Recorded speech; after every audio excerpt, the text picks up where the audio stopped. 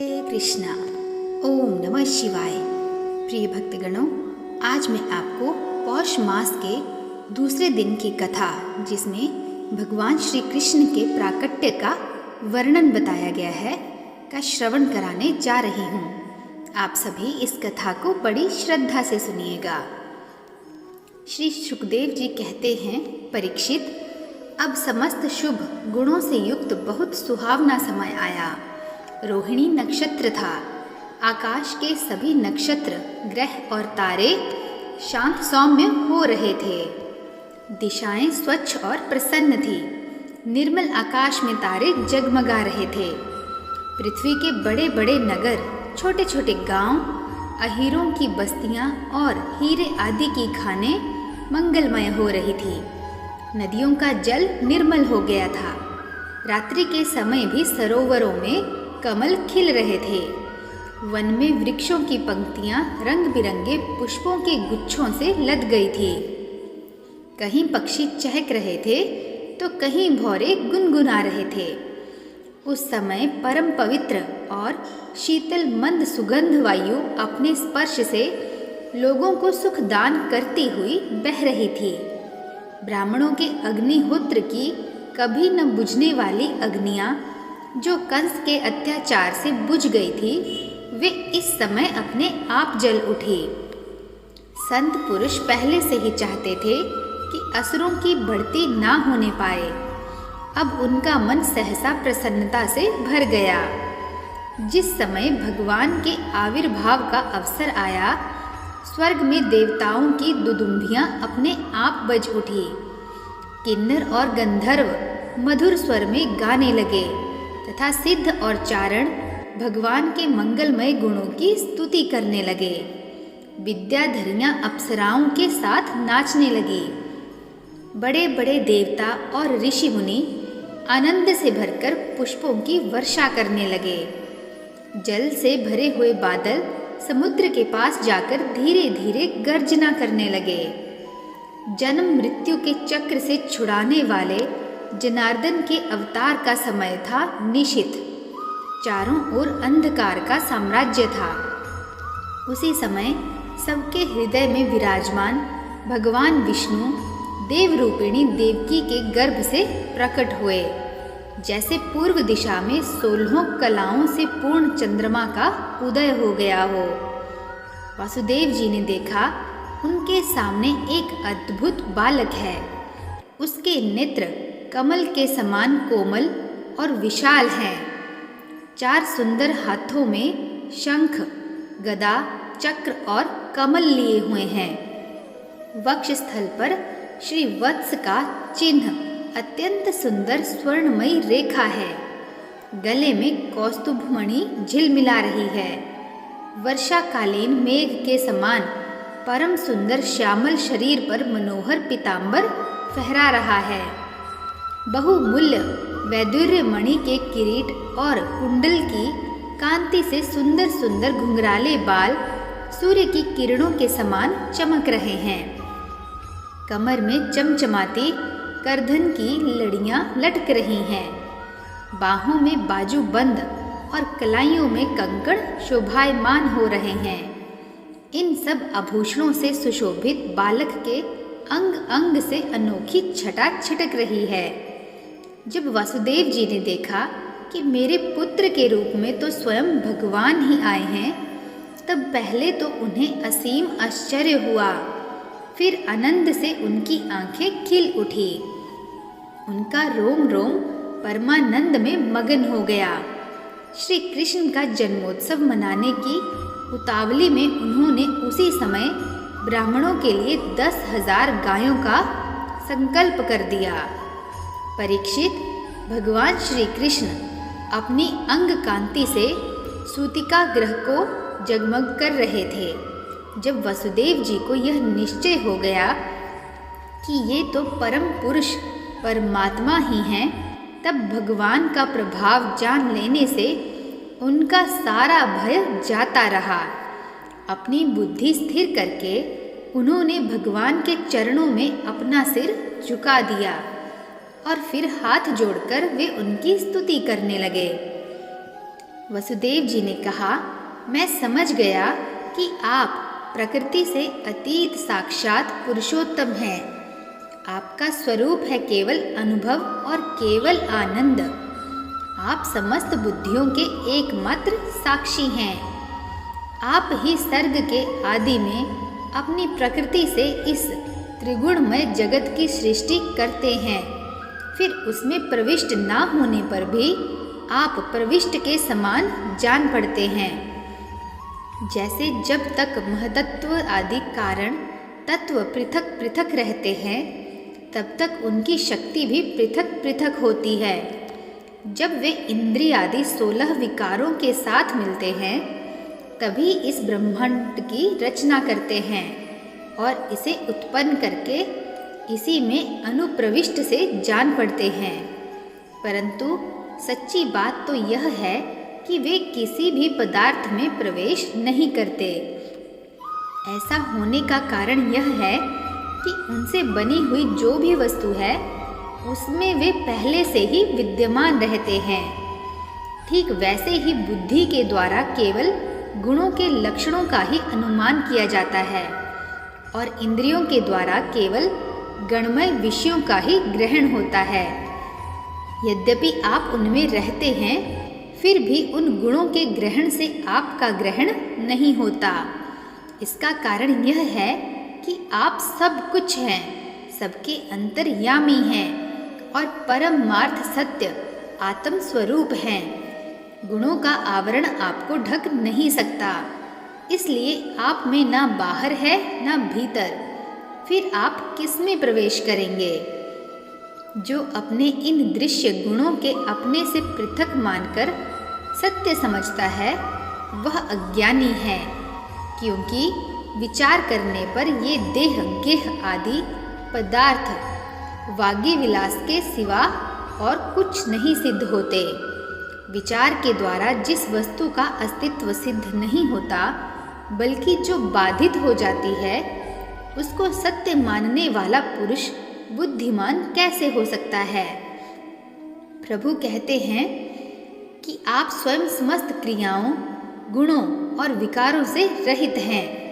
फिर भी इस जगत की सृष्टि, स्थिति और प्रलय आपसे ही होते हैं। यह बात परम ऐश्वर्य वाली पर ब्रह्मा परमात्मा आपके लिए असंगत नहीं है, क्योंकि तीनों गुणों के आश्रय आप ही हैं। इसलिए उन गुणों के कार्य आदि का आप में ही आरोप किया जाता है।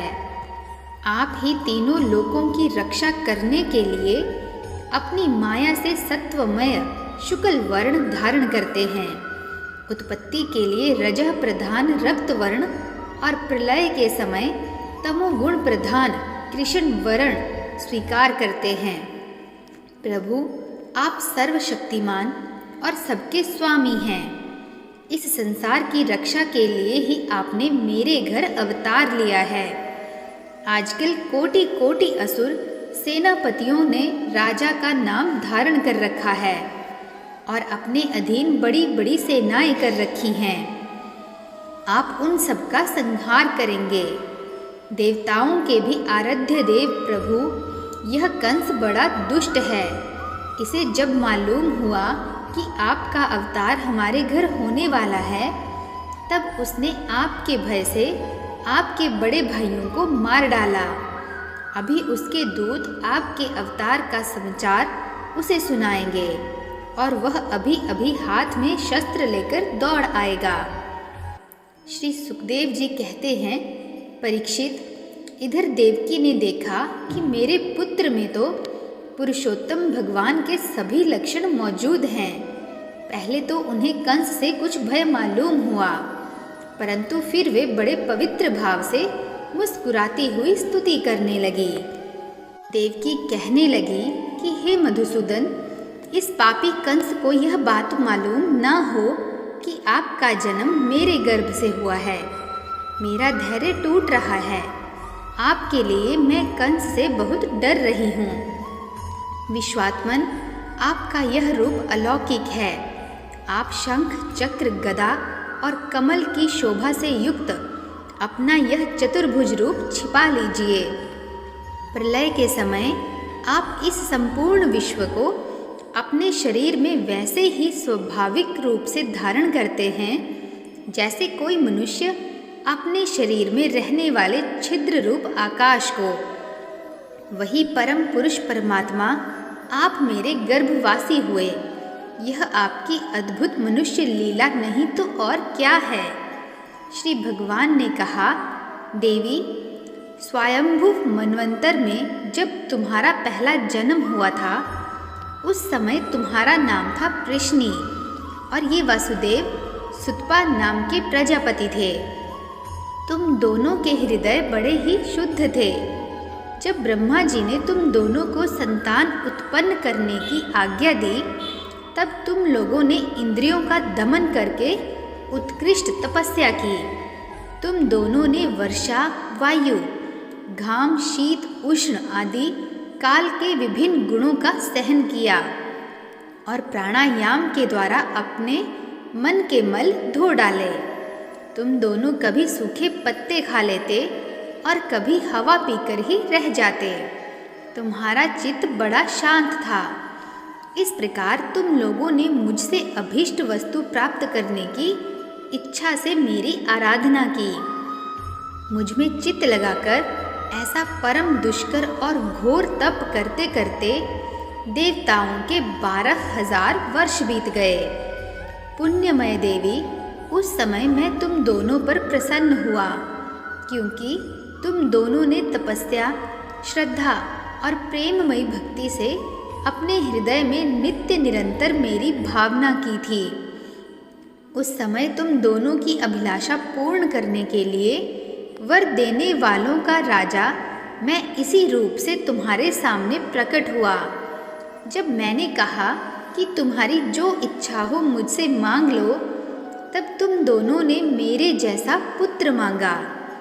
उस समय तक विषय भोगों से तुम लोगों का कोई संबंध नहीं हुआ था। तुम्हारे कोई संतान भी न थी।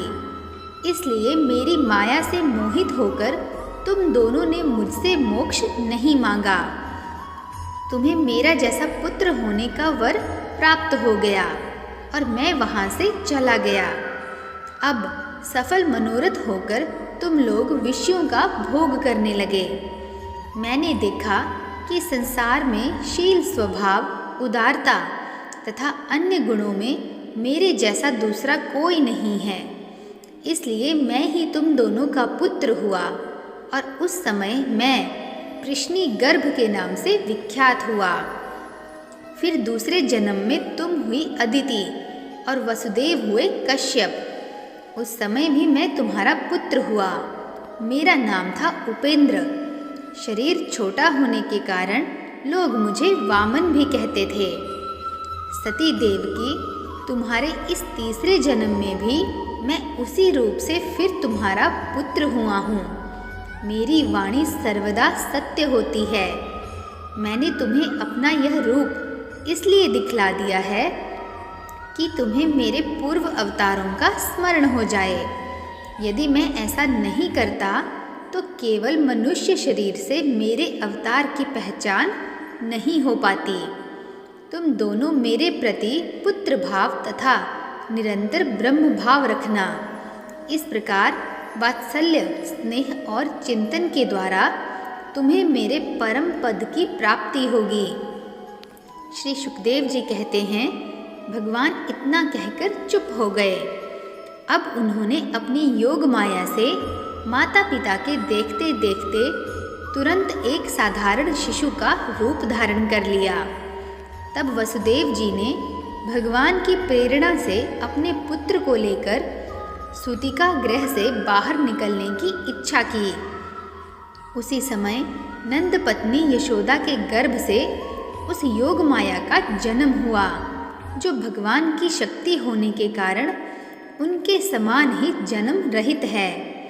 उसी योग माया ने द्वारपाल और पूर्ववासियों की समस्त इंद्रिय वृत्तियों का चेतना हरण कर ली। वे सब के सब अचेत होकर सो गए। बंदी गृह के सभी दरवाजे बंद थे। उनमें बड़े बड़े किवाड़, लोहे की जंजीरें और ताले जड़े हुए थे। उनके बाहर जाना बड़ा ही कठिन था। परंतु वसुदेव जी भगवान श्री कृष्ण को गोद में लेकर ज्यों ही उनके निकट पहुँचे, त्यों ही वे सब दरवाजे अपने आप से खुल गए। ठीक वैसे ही जैसे सूर्योदय होते ही अंधकार दूर हो जाता है। उस समय बादल धीरे धीरे गरज कर जल की फुहारें छोड़ रहे थे, इसलिए शेष जी अपने फनों से जल को रोकते हुए भगवान के पीछे पीछे चलने लगे। उन दिनों बार बार वर्षा होती रहती थी, इससे यमुना जी बहुत बढ़ गई थी। उनका प्रवाह गहरा और तेज हो गया था। तरल तरंगों के कारण जल पर फेन ही फेन हो रहा था। सैकड़ों भयानक भंवर पड़ रहे थे। जैसे सीतापति भगवान श्री राम जी को समुद्र ने मार्ग दे दिया था, वैसे ही यमुना जी ने भगवान को मार्ग दे दिया। वसुदेव जी ने नंद बाबा के गोकुल में जाकर देखा कि सब के सब गोप नींद से अचेत पड़े हुए हैं। उन्होंने अपने पुत्र को यशोदा जी की शैया पर सुला दिया और उनकी नवजात कन्या लेकर वे बंदी गृह में लौट आए। जेल में पहुंचकर वसुदेव जी ने उस कन्या को देवकी की शैया पर सुला दिया और अपने पैरों में बेड़ियां डाल ली तथा पहले की तरह वे बंदी गृह में बंद हो गए। उधर नंद पत्नी यशोदा जी को इतना तो मालूम हुआ कि कोई संतान हुई है, परंतु वे यह न जान सकी कि पुत्र है या पुत्री, क्योंकि एक तो उन्हें बड़ा परिश्रम हुआ था और दूसरे योग माया ने उन्हें अचेत कर दिया था। तो प्रिय भक्तों, आप सब भी प्रेम से बोलिए जय श्री कृष्णा। आशा करती हूँ कि मेरे द्वारा सुनाई गई यह कथा आपको अत्यंत पसंद आई होगी। यदि आपको यह कथा पसंद आई हो तो चैनल को लाइक, शेयर तथा सब्सक्राइब अवश्य कीजिएगा। मिलते हैं नेक्स्ट वीडियो में, तब तक के लिए जय श्री कृष्णा। नमस्कार।